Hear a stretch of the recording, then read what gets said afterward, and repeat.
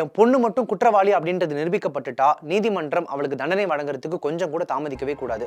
பாதிக்கப்பட்ட கேத்தனை எந்த இடத்துல இருந்து 400 அடி ஆழ பள்ளத்தாக்குல தள்ளிவிட்டு கொண்டாங்களோ அதே லோஹோகாட் கோட்டை உச்சியில இருந்து என் மகளையும் கீழே வீசி தண்டிக்கணும். ஒட்டுமொத்த இந்தியாவையே உலுக்கி இருக்கக்கூடிய இளம் தொழிலதிபர் கேத்தன் அகர்வால் கொலை வழக்குல பெத்த பொண்ணு அப்படின்னு கூட பார்க்காம ஷியா கோயலினுடைய தந்தை இப்ப மருத்துவமனை அவசர சிகிச்சை பிரிவுல ஐசியூல இருந்து கொடுத்திருக்கக்கூடிய இந்த வாக்குமூலம் தான் இப்ப நாட்டையே உலுக்கி இருக்கு. அதே சமயம் இந்த வழக்கை ஒரு சாதாரண விபத்தா மாத்த நினைச்ச ஷியா மற்றும் அவளோட காதலன் சேத்தனோட மொத்த நாடகமும் இப்ப போலீஸோட விசாரணையில சுக்குநூறா உடைஞ்சிருக்கு. கொலை நடக்கிறதுக்கு சரியா 24 மணி நேரத்துக்கு முன்னாடியே புனேல இருக்கக்கூடிய ஒரு பிரபலமான காஃபி ஷாப்ல இவங்க 2 பேரும் ஜோடியா ஒன்னா உட்காந்து லோஹோகாட் கோட்டையோட வீடியோக்களை யூடியூப்ல பார்த்து எப்படி கேத்தனை போட்டு தள்ளலாம் அப்படின்னு லைவ் ஸ்கெட்ச் போட்ட அந்த சிசிடிவி காட்சிகள் இப்ப போலீஸ் கையில சிக்கி இருக்கு. விசாரணை அறைக்குள்ள போனதும் கொலை செய்ய அவன் தான் பிளான் பண்ணான்னு ஷியாவும் இவதான் என்ன வற்புறுத்தினான்னு சேத்தனும் மாறி மாறி ஒருத்தர் மேல ஒருத்தர் பழி போட்டு இப்ப இவங்களோட அந்த போலி காதல் சந்தி சிரிச்சுட்டு இருக்கு. அது மட்டும் இல்ல, கேத்தனோட இந்த கொலை வழக்குல அந்த கொலைக்கான காரணமாக சொல்லப்படக்கூடிய அந்த ஹேர் விக்கா அப்படின்னு உங்களுக்கே தோணுதுல, அந்த சர்ச்சைக்கான உண்மையான பின்னணி என்ன? ஷியா கோயலோட பெற்றோர் சொல்லக்கூடிய அதிரடி வாதம் என்ன? வாங்க இந்த வழக்குல அடுத்தடுத்து வெளியில வந்திருக்கக்கூடிய அத்தனை புதிய திடுக்கிடும் உண்மைகளையும் தகவல்களையும் உங்களுக்காக டீட்டெயிலா சொல்றேன். ஸ்கிப் பண்ணாம கடைசி வரைக்கும் ஃபுல்லா பாருங்க.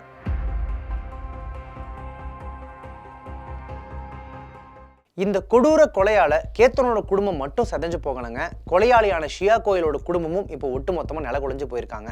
தன்னுடைய மகள் இப்படி ஒரு கொடூரத்தை பண்ணியிருக்கான்ற அதிர்ச்சியில ஷியா கோயலுடைய தந்தை பிரவீன் கோயலுக்கு மாரடைப்பு ஹார்ட் அட்டாக் ஏற்பட்டு இப்போ மருத்துவமனையில அவசர சிகிச்சை பிரிவில் ஐசியூல அனுமதிக்கப்பட்டிருக்காரு. அங்கிருந்தபடியே நிருபர்களுக்கு பேட்டி கொடுத்த அவரு, ஒரு தந்தையா என்னுடைய உணர்வுகள் என்னைக்குமே நீதிக்கு தடையா இருக்காது. என்னுடைய மக தான் தப்பு பண்ணியிருந்தா அப்படின்னு நிரூபிக்கப்பட்டுச்சுன்னா அவளுக்கு லோஹோகாட் கோட்டையில கேத்தனுக்கு என்ன கதி ஏற்பட்டதோ அதே கதியை தான் கோர்ட் அவளுக்கும் தண்டனையா கொடுக்கணும் அப்படின்னு ரொம்பவே ஆவேசமா சொல்லியிருக்காரு.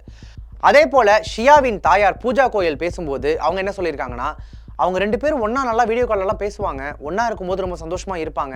கேத்தன் எங்க வீட்டுக்கு வந்து அடிக்கடி டின்னர் கூட சாப்பிட்டுருக்காரு.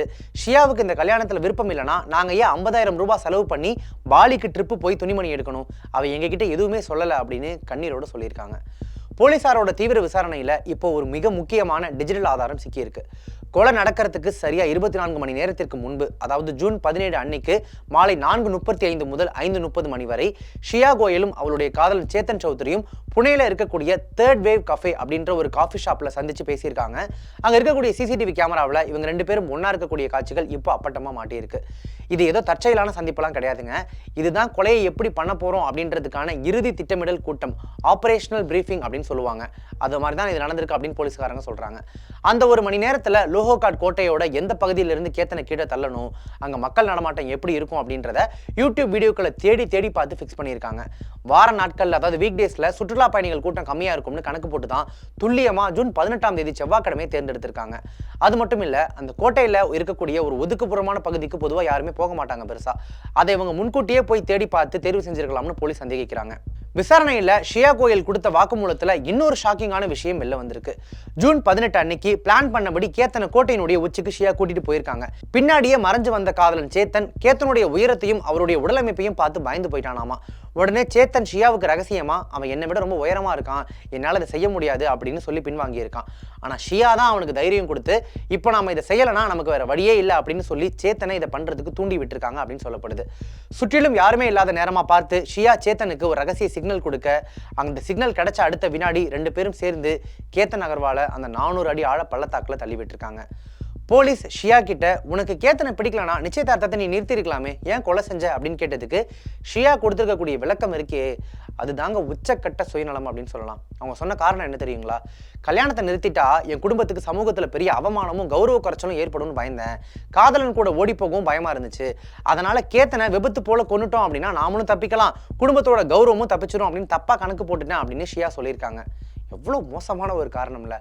அது மட்டும் இல்ல, எனக்கு சேத்தன் கூட காதல் இருக்கிறத நான் ஏற்கனவே கேத்தன் கிட்ட சொல்லிட்டேன். அதாவது கல்யாணம் பண்ணிக்க போற பையன் கிட்ட லவ் பண்றதை சொல்லியிருக்காங்க. ஆனா கேத்தன் இப்ப கல்யாணத்தை நிறுத்த முடியாது, நாங்க பெரிய பணக்கார குடும்பம், நீ எங்க ஓடி போனாலும் உன்னை தேடி கண்டுபிடிச்சிருவா அப்படின்னு சொல்லி மிரட்டினாரு அப்படின்னு ஒரு புது குண்டை தூக்கி போட்டிருக்காங்க ஷியா. ஆனா தண்டனையிலிருந்து தப்பிக்கிறதுக்கு ஷியா ஆடுற நாடகமா இது அப்படின்னு போலீசார் இந்த கோணத்திலையும் விசாரிச்சுட்டு வந்துட்டு இருக்காங்க. இந்த கேஸ்ல ஷியா ஆரம்பத்துல இருந்தே போலீஸை ஏமாத்த பார்த்திருக்காங்க. அவங்க மாத்தி மாத்தி சொன்ன வாக்குமூலம் தான் போலீஸுக்கு பெரிய சந்தேகங்களை ஏற்படுத்தி இருக்கு.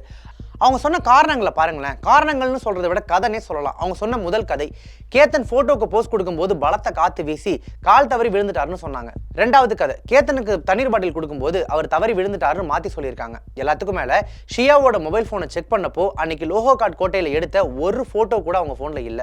ட்ரெக்கிங் போயிட்டு ஒரு போட்டோ கூட எடுக்காம இருந்தது எப்படி? இதுதான் போலீசாரை இன்னும் ரொம்ப பயங்கரமா யோசிக்க வச்சது. இவங்களோட ப்ரீ வெட்டிங் போட்டோ ஷூட்டுக்காக இந்தோனேஷியாவோட பாலி தீவுக்கு போக பிளான் பண்ணியிருந்தப்போ ஏர்போர்ட்ல கேத்தனுடைய பாஸ்போர்ட் காணாம போச்சுன்னு ஆல்ரெடி நான் உங்களுக்கு ஒரு வீடியோல சொல்லியிருப்பேன், நம்ம சேனல்ல போட்ட வீடியோல. அதை ஏர்போர்ட் போறதுக்கு முன்னாடி ஒரு ரெஸ்டாரண்ட்டுக்கு போனப்போ ஷியா தான் திருடி கிழிச்சு போட்டிருக்காங்க அப்படின்றது இப்ப கன்ஃபார்மே ஆயிருக்கு. ஏன் அப்படி பண்ண அப்படின்னு போலீசார் கேட்டதுக்கு, பாலி தீவுக்கு நான் கேத்தன் கூட போறதை என்னுடைய காதலன் சேத்தன் விரும்பல, அதனாலதான் கிழிச்சு போட்டேன் அப்படின்னு ஷியா சொல்லியிருக்காங்க.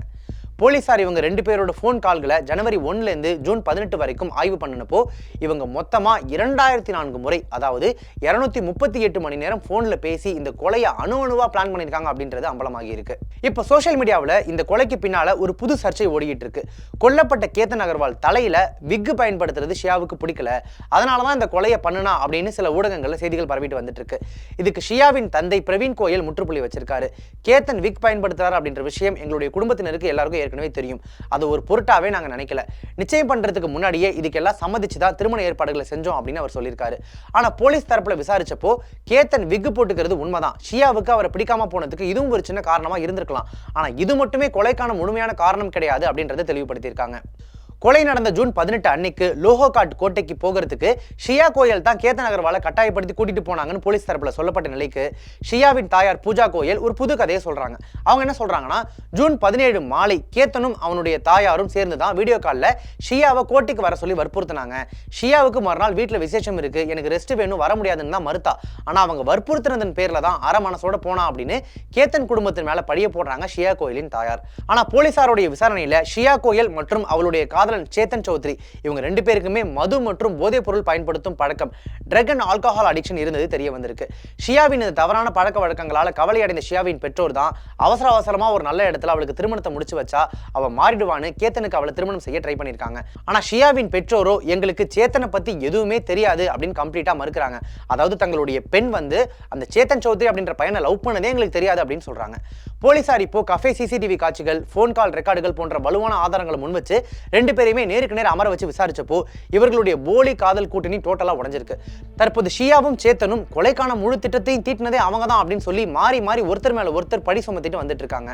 சேத்தன் தான் என்ன வற்புறுத்தி இந்த கொலையவே செய்ய வச்சான் அப்படின்னு ஷியா கோயலும், இல்ல ஷியா தான் என்ன தூண்டி விட்டு கேத்தனை கொன்னாதான் நம்ம சேர்ந்து வாட முடியும்னு ஆசவார்த்தை கூறி இந்த சதியை என்ன அரங்கேத்தனா அப்படின்னு சொல்லி சேத்தனும் போலீசார் கிட்ட ஒருத்தர் மேல ஒருத்தர் மாறி மாறி வாக்குமூலம் போட்டு கொடுத்துக்கிறாங்க.